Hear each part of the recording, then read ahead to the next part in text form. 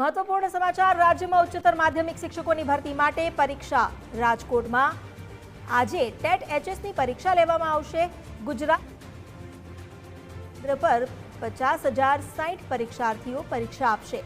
રાજકોટમાં 57 કેન્દ્ર પર 9,868 જેટલા પરીક્ષાર્થીઓ પરીક્ષા આપશે। પરીક્ષાર્થીઓ દૂર દૂરથી પરીક્ષા આપવા માટે આવી રહ્યા છે।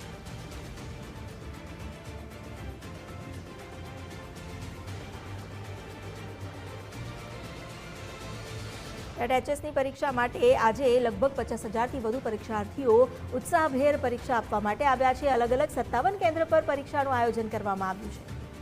ગુજરાતમાં આજે ટાટ એચની પરીક્ષા લેવામાં જઈ રહી છે। તેના 2 સેશનની તૈયારીઓ છે તે થઈ રહી છે। ગુજરાતની અંદર જો વાત કરીએ તો 250થી ઉપર કેન્દ્ર ઉપર આ પરીક્ષા લેવામાં આવનાર છે અને 50,000થી વધુ પરીક્ષાર્થીઓ છે તે પરીક્ષા આપવાના છે।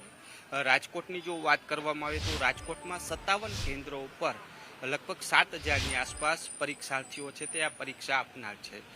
ધોરણ 9થી ઉપરના જે વિદ્યાર્થીઓ હોય છે તેમના અભ્યાસ માટેની આ પરીક્ષા હોય છે અને તેમની જે કસોટી છે તે આજે રાજકોટ શહેરના 57 કેન્દ્ર ઉપર છે અને લોકો પરીક્ષાર્થીઓ છે તે આવી રહ્યા છે। આપણે તેમની સાથે વાત કરશું।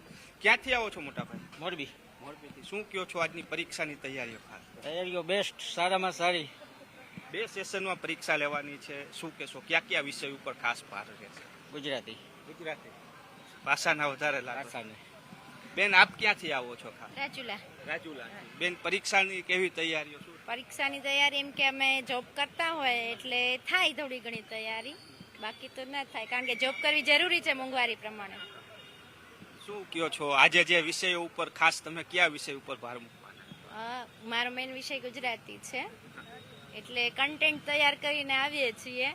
બસ પેપર લીક ના થાય એ બીક હોય છે, માંડ સમય કાઢીને આવીએ છીએ એટલે એ બીક હોય છે, બાકી તો કઈ નહીં। શું લાગે છે બેન આપનું? બસ મને એવું લાગે છે કે એક્ઝામની જે તૈયારી કરી છે ને એ પ્રમાણે સરસ પેપર સરળ નીકળી જાય તો ખૂબ સારું, અને પેપર લીક ન થાય, ફૂટે નહીં તો વધારે ટેન્શન એ જ છે, એટલે ધક્કો માથે ન પડે એમ।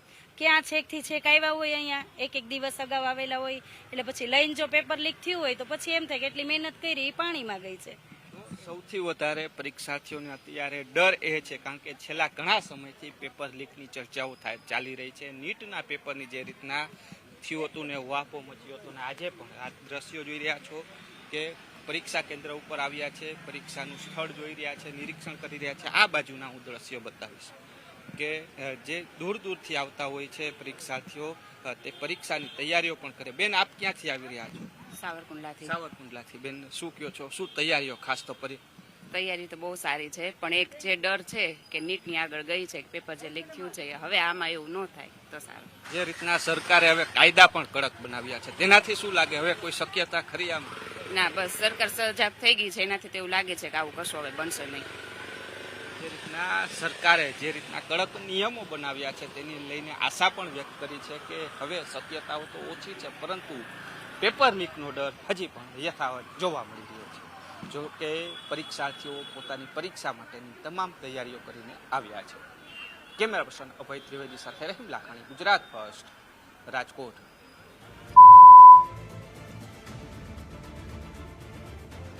તો રાજકોટમાં જે પરીક્ષાર્થીઓ દૂર દૂરથી આવ્યા છે, રાજકોટમાં કુલ 57 જેટલા કેન્દ્ર ઊભા કરવામાં આવ્યા છે આ પરીક્ષા માટે, જ્યાં 9,868 જેટલા પરીક્ષાર્થીઓ પરીક્ષા આપશે। કુલ જો રાજ્યભરની વાત કરવામાં આવે તો ગુજરાતમાં 50,000થી વધુ પરીક્ષાર્થીઓ છે જે ટેટ એચએસની પરીક્ષામાં ઉપસ્થિત થવાના છે, જ્યાં 279 કેન્દ્ર ગુજરાતભરમાં ઊભા કરવામાં આવ્યા છે। આ પરીક્ષામાં લોકોને ખૂબ ઉત્સાહ છે અને પરીક્ષાર્થીઓ ખૂબ તૈયારી સાથે આવ્યા છે। બસ એક ડર સતાવી રહ્યો છે કે ફરી એકવાર કોઈ પેપર લીક થવા જેવી વાત ન થાય। જો એવું થાય તો એક ધક્કો માથે પડે, તેમનો સમય એળે જાય અને આટલી તૈયારીઓ પણ જાણે પાણીમાં જતી હોય તેવી વાત થઈ જાય છે।